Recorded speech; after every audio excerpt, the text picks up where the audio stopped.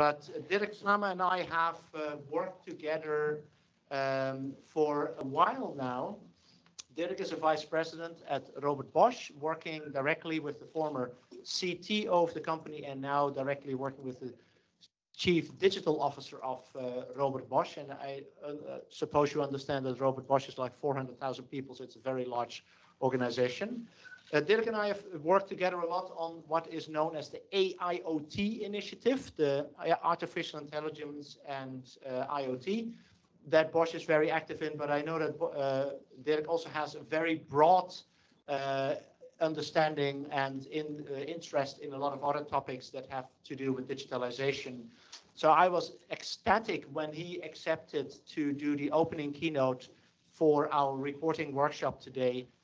So I'm really happy, Dirk, that especially since we're running a few minutes behind already, that I would let you in to into the presentation and basically yield the floor to you. Unfortunately, in this setup, we can see your presentation, but we cannot see your face at the top of the screen. So people will have to guess what you look like for the people in the room. The people online will be able to see you. But Dirk, please take it away.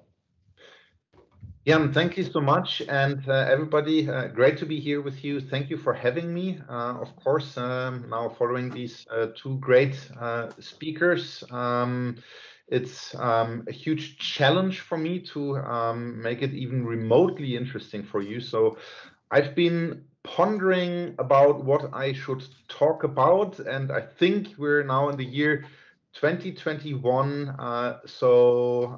somewhere there must be a book that says you cannot have slides that have data is the new oil on it, or you will all be disrupted, you will be bored to death by these kind of slides. So what I will try to do in the next half hour is to look at digitalization really from the perspective of a large multinational engineering and manufacturing organization that I'm more and more thinking of as a digital / physical type of company. And I understood from Jan that a lot of people in the room today are actually working for companies with a quite similar setup. So yeah, sit back, enjoy the next half an hour, and we will have some time for Q&A after this. So what the heck is this all about? Jan mentioned we've been working now for the better part of a year on AIoT, and actually how this came about was that our CEO, Volkmar Denner, he was the last couple of years always very much about IoT, because Bosch is a company that very much comes from the things side of things, yeah, and has been moving more and more into connected type of services. And then over time, with our new CTO at the time, AI came also into the equation, and the big head-scratching question then really was like, how does all of this fit together? So hence AIoT was born, yeah, to basically get a grip on, you know, how to explain people what this is. And depending on who you talk to, it's obviously a very different perspective, right? So if you talk to the AI geeks, it's all about these different type of AI techniques you see on the slides. If you talk to business people, it's very much about different types of business models. And the question is, how does this all fit together, right? So what are the business opportunities related to products that very often really stem from a business with roots in very physical products? And I think the answer is not an easy one. What we've seen is that there's something that we're calling the AIoT long tail.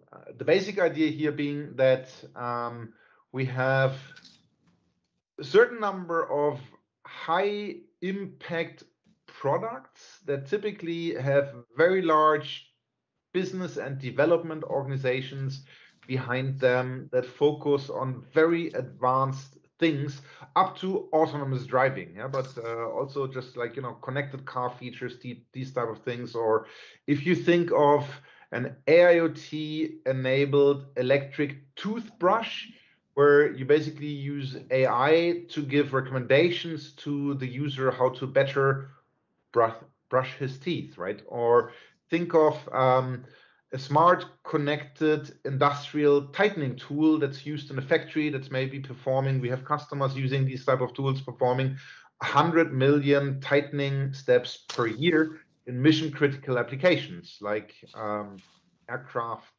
manufacturing or automotive, right?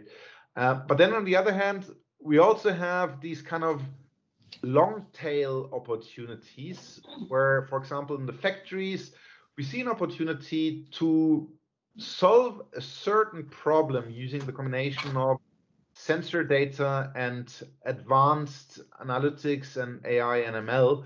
And these opportunities, they might only contribute to savings of 100,000 euros a year or something like this. Okay, if you take this across the 300 Bosch factories, it adds up to a little bit more, yeah, but it's still not this kind of, you know, high impact type of situation. So what we see is that for these type of long tail opportunities, we need a different approach, right? So there's a lot of talk at the moment about the democratization of AI. There are new platforms emerging, which are collaboration platforms that enable data scientists and domain experts to work together, to work exactly on these kind of long tail opportunities and, yeah, so to say, create a factory of rolling out new AI-enabled solutions and utilize existing connectivity, existing data sources,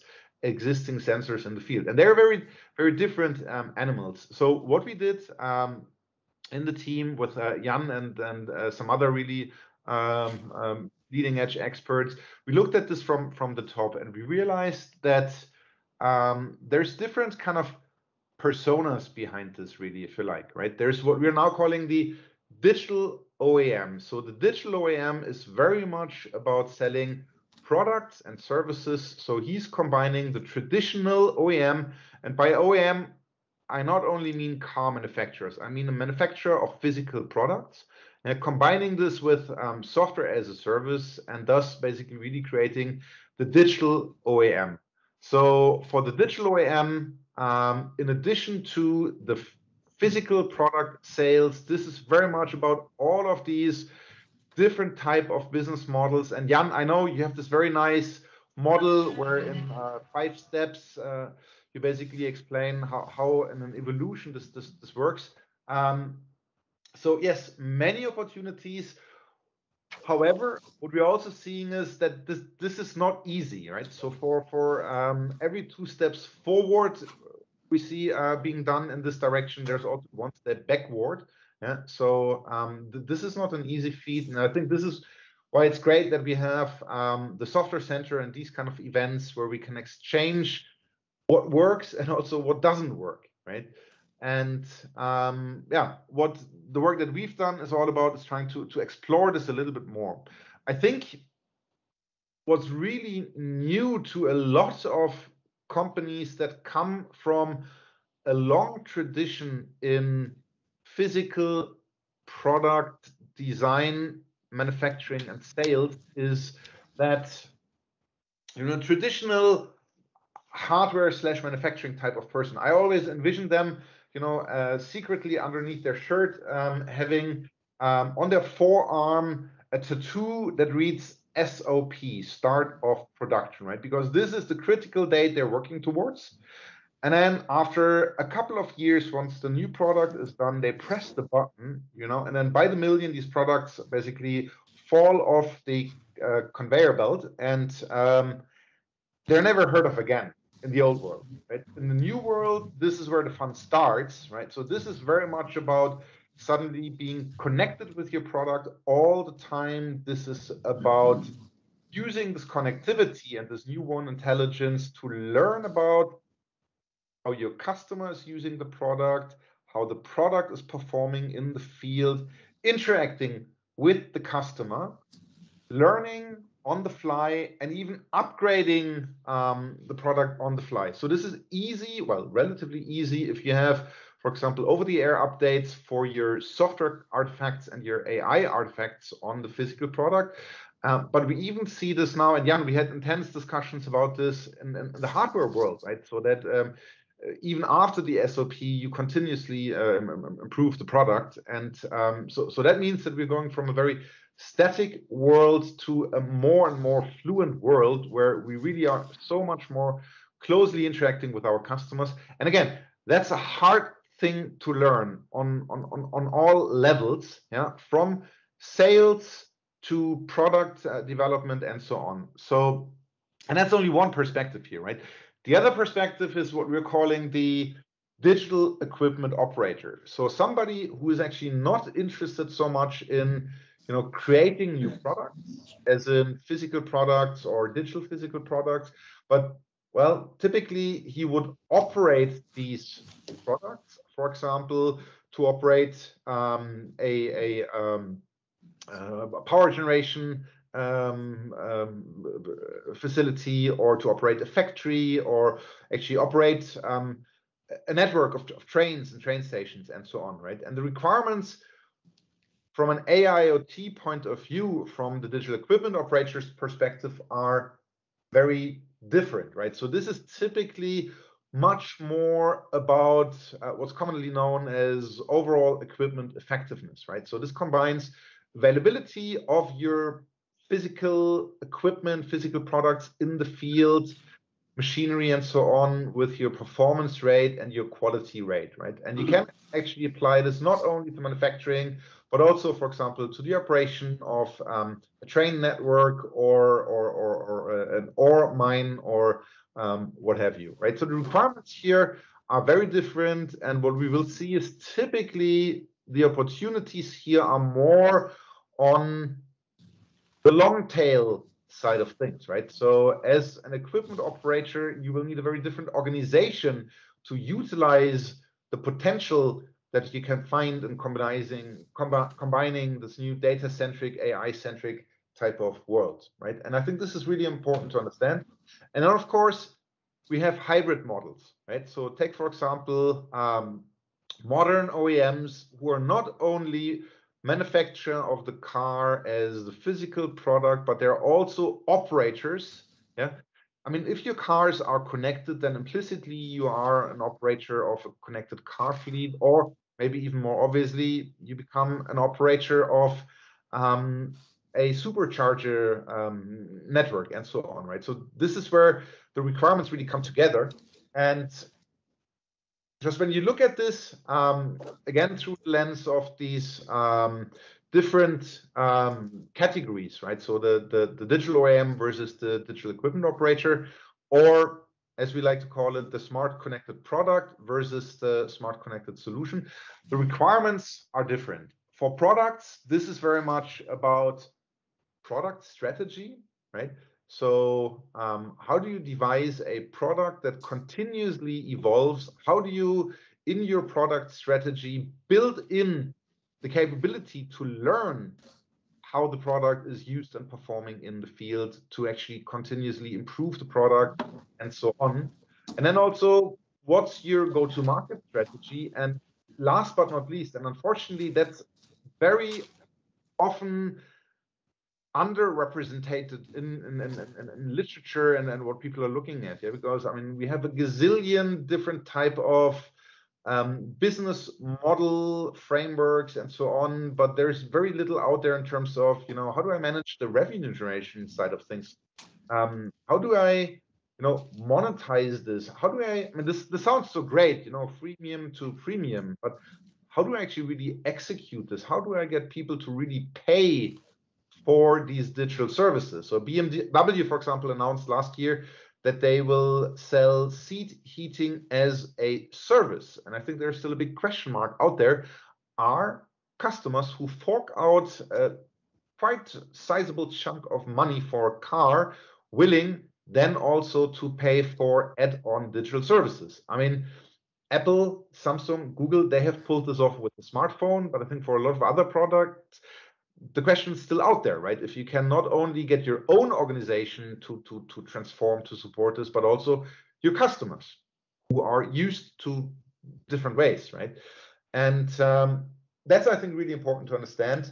And then again, changing the perspective to the operator perspective, where it's much more about connected solutions, right?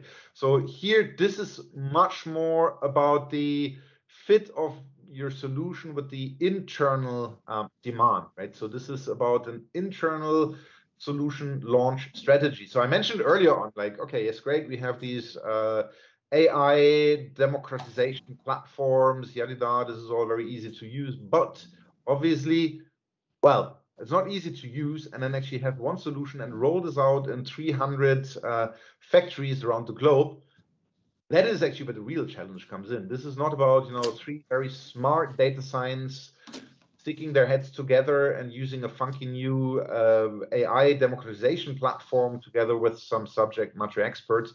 This is then about really rolling this out to the 300 factories around the globe and getting people to really use this, right?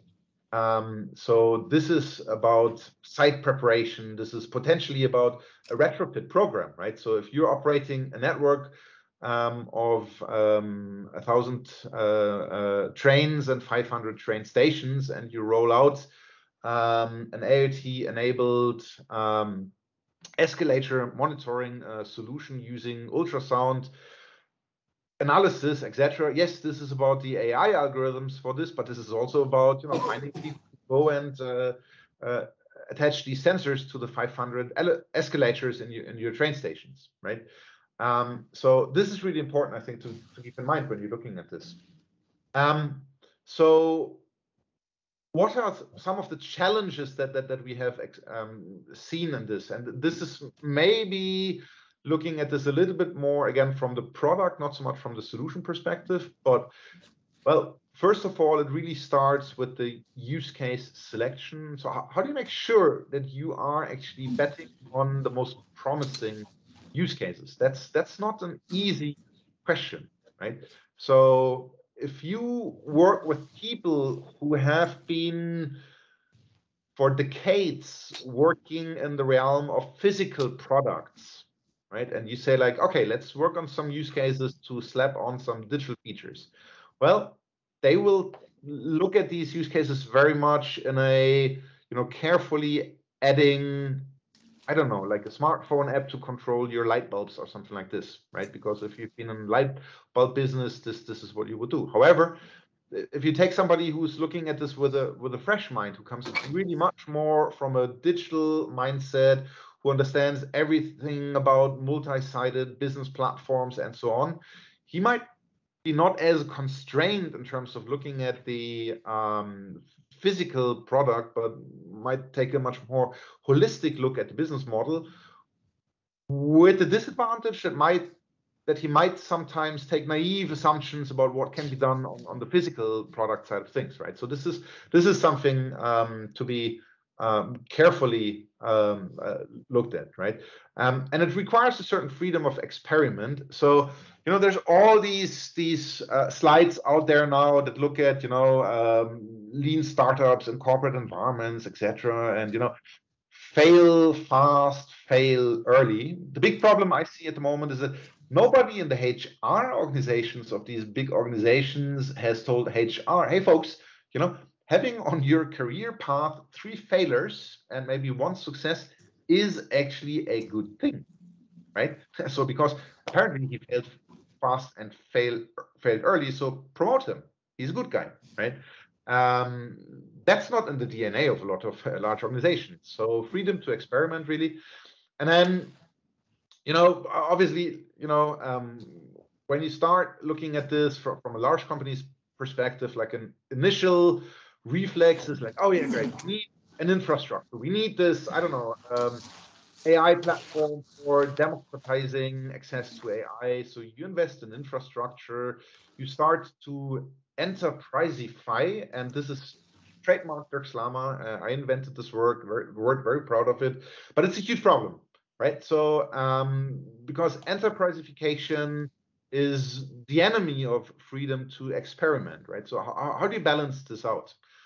And then once you have, you know, gone these first steps, once you have really created your minimal viable product and started working with early adopters, and you get positive feedback. And by the way, somebody in the room, can you tell me what's the minimal viable product of a coffee maker or a toothbrush, right? So agile folks are always very quick to say like, "Hey, a minimal viable product, and everything in the cloud, and then if it doesn't work, we upgrade it tomorrow." That's always a tricky thing when you start rolling out hardware and into the real world, right? So, but let's say you have done this and you're somewhat successful in this and you get continued funding for this. So then obviously, the good old problem of crossing the chasm comes in, and that doesn't go away in our beautiful new world, right? Even if everything now is AIoT enabled. So a lot of the problems basically stay with us, and some of these problems are generic, right? So this is very much about, initially you do have hopefully managed to get a team together that has, like a startup mindset and spirit and are risk takers and so on. But then you want to scale this up, you want to roll this up, you want to use your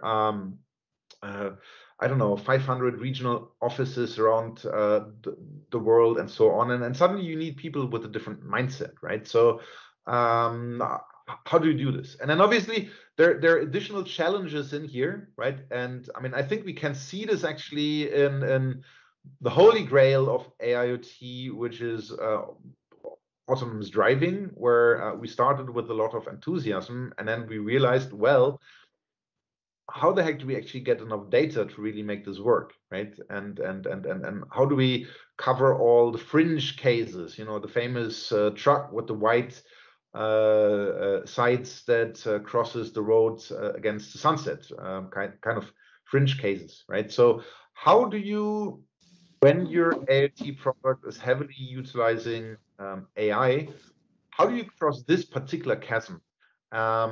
So the toothbrush example I was talking about earlier on, right? So how do you get enough data to actually make meaningful recommendations, right? So this is very much about scaling this particular side of things up as well, right? So with this, actually, maybe let's take a step back from the more business-centric discussion, and let's look at technology. Jan, your slide, you were talking about the next 10 years. Right?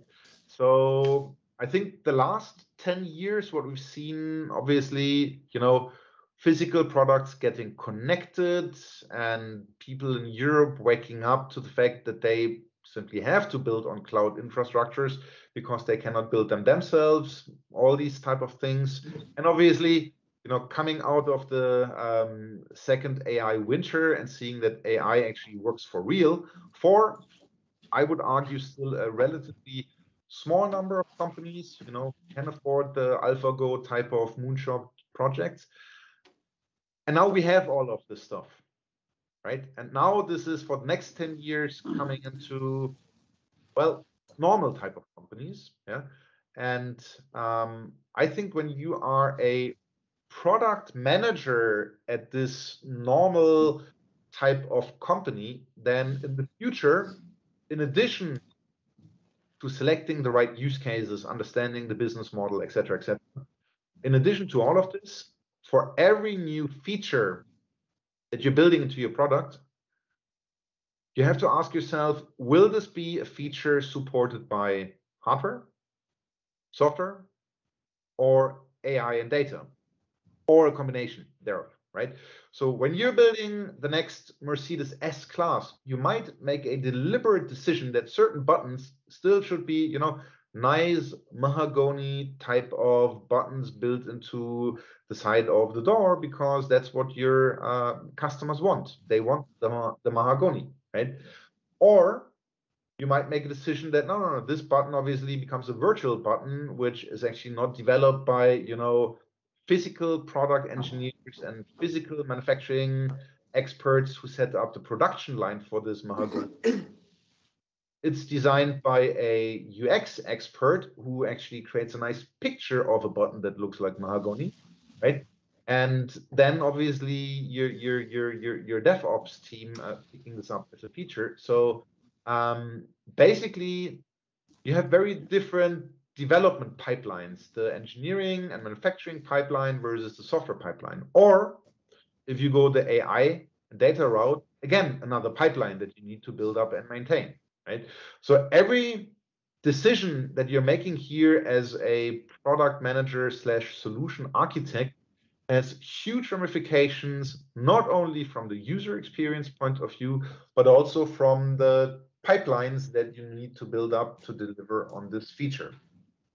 So how does this come together? And how do you really build up an organization that supports this beautiful new world of AIoT, where I have intelligence for my product as well as swarm intelligence utilizing data from an entire fleet of products? How do I build up an organization that combines the best of cloud, so continuous improvement in the cloud, with those type of features that we like to call first time right type of features, either because they are, well, for example, an AI that controls safety relevant functions of, for example, a vehicle or actually a cooking device. Yeah, I mean, if somebody's getting burned by hot water, that's equally bad. So or you need to get it first time right because, well, it's a physical piece of the product, and once it's manufactured and sold and used by a customer in the field, you can't change it, right? So how do you create a balance between this? And this is a big question that's not only a technical question, but also an organizational question, right? So how do you manage your pipelines? And I mean, obviously we have the cloud software pipeline. We have, well, we're now throwing in OTA, right? So this has a huge impact on your entire DevOps cycle. For example, in the CD side of things, the continuous delivery, you're not only delivering to the cloud, but you're delivering to assets in the field via OTA, right? And then obviously you have an entirely different type of pipeline, which is your AI and data pipeline, right? So how do you bring all of this to work together? How do you manage the different speeds of development that you will find in your different pipelines, right? So you have very long development cycles for the hardware, or even something, you could call a micro sprint, or even an ad hoc release of an AI that's automatically retrained on a daily or even hourly basis, right? So how do you manage this? How do you manage the dependencies? How do you become more agile? And this slide is interesting. So this is a combination of the experts working on the connected company with the, I don't know if you can recognize this, but this is supposed to be two pizzas. So the famous Amazon two pizza teams. This all sounds great. Yeah, and if you're as digital as an Amazon, it might work. But if you are working on a hugely complex product like a next generation connected dishwasher, or even an autonomous car, yeah, then the question is, does this really work for you? Or how much coordination do you need between all of these pizza teams? And how do you simply deal, with your corporate structure that still today tends to be very hierarchical? And how, and again, this is interesting because, I mean, Jan, your nom de guerre is software center, and fair enough, yeah. But what if the software side of things meets the hardware side of things and the AI side of things, right? So how can all of this good stuff that's embedded in the Agile Manifesto work in an AIoT world where I have to deal with, mundane stuff as corporate procurement? So I don't know how many in this room here see Maverick Buyer as a badge of honor, yeah, versus, how many of you are stuck in, well, non-agile processes around this, like procurement, right? And then obviously, well, just dealing with hardware, with embedded, etc., right? So how do you make this work? So what we've looked at obviously is, you know, this whole world of, you know, less and scrum of scrums and safe and so on. Yeah, and how do you actually combine this? How do you combine the technical work streams that you will find in this world with feature teams that can deliver features across these technical work streams, right? So how do you build this up? These are some, I think, really important questions that need to be answered. And even, you know, and this slide deliberately has a warning sign on it. Yeah, so warning, this is not for the faint of heart, but maybe, yeah, let's look at things like an agile V model that in this world basically combines the agile perspective with a little bit of the more planning centric and verification validation centric world of the V model, right? And enables us to deliver, you know, physical or digital physical products to the world that have to go through homologation, need to answer questions, you know, like, well, if the initial product went through the homologation, what happens if you do an OTA? How do I define an architecture, but also a process that can differentiate, for example, between updates in the field that have an impact on functional safety related areas versus only type of areas, right? So how do you control all of this? And I'm not saying that this is a silver bullet on the answer, but I do think we need to have an open discussion about these type of things. So I hope with this I have managed to pique your interest a little bit in the work that Jan and I and many others did in the last year.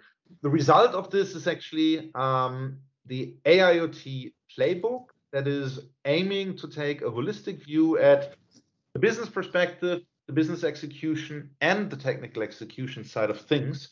It's available for download for free, actually. So we're not doing this with a commercial background, but really to bring together a community that's working together on these aspects. So if this is of interest to you, just go to aiotplaybook.org, where you will find the book either online or to download as a PDF. And you will even find a link to a Udacity training course that we did for this content. And with this, really, I would like to hand back to you, Jan, and I believe we have about 5 minutes if you want for some question and answers. But first of all, thank you very much.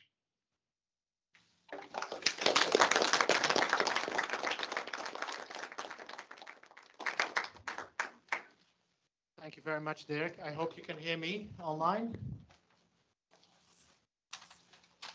Can you hear me? Yes. Okay, good. So what we have is a few minutes for questions. And I would like, while you're formulating the questions in your head, I cannot see if there are any questions online. So I'm not sure if there's anyone in Teams. Actually, I am in Teams. Maybe I can check that. But what is important for what I felt was really important is that Dirk really raises the challenge that many of the software center companies are experiencing, which is we are actually building physical systems that need to be combined with software and artificial intelligence and data-driven approaches. And what I think Dirk highlighted is the combination between those two things, which is actually surprisingly difficult to get right. And the other thing which I really appreciated Dirk raised was the fact that it's not about the initial idea, it is then about rolling it out to hundreds of people out in the world, or hundreds of factories out in the world where you can actually scale things. And that is what we're running into Software Center as well. It isn't necessarily that we're working on topics like how do you do agile or how do you test? It is actually how do you scale those kind of approaches? How do you make sure that hundreds or thousands of people can actually work with that? So I will first give the people in the room a chance. Anyone here who wants to ask a question? There is someone here in the front, and then I'll get to you, Yucho. I think it works, but I'm not entirely sure. Hello, yes, it's Jeremy Parker. Maybe you heard my voice before in the introduction. Yeah, just a reflection on the last slide you had about why do you see that the V model is non-agile? I just have some reflections because you say V model, not process. So what is it about the V model that you see as so non-agile? Well, I do think that the classical V model inherently has waterfall built in because it's very much about starting, decomposition, implementing, reassembling, testing, and deploying. And if you're only doing this once over the course of, let's say, a year, then that very clearly is waterfall, right? However, the idea of this agile V model is to say, okay, maybe we need to do this sprint by sprint, right? So every sprint, we need to look at the higher level component landscape. We need to identify dependencies. We need to assign, who works on which component to the feature teams and so on. And then, yes, then the V model actually becomes agile. And this is what we're calling the agile V model. And some people really hate us for it. So you will not believe the heat we're getting from the agile community in certain aspects. And yes, maybe they're right in certain aspects, but we deliberately, because I think it's a discussion that needs to be provoked, right? And that's why, yeah, we decided to go this way. Before wrapping up, Dirk, we have one more question here from Yuchu Liu in the back. Hi, thanks for the presentation. You mentioned there's usually a conflict in between continuously rolling out software via OTA to certification and homologation. What is the best practice you have seen so far to mitigate this challenge? Right.